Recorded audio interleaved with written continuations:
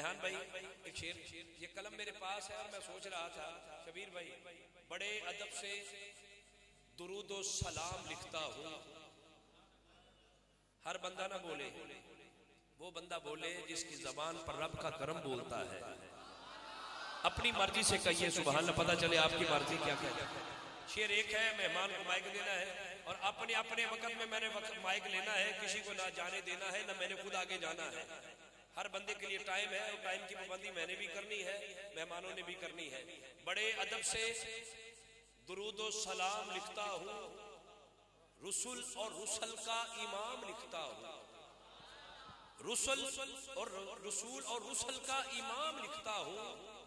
کسی کو بھی کسی قیمت پہ نہ دوں گا کبھی، جس قلم سے محمد کا نام لکھتا ہوں.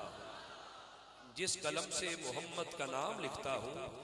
10 منٹ کی حاضری کے لیے میں بھائی محمد واجد علی سیدی صاحب مدینۃ الاولیاء ملتان شریف سے میرے بھائی تشریف لائے ہیں.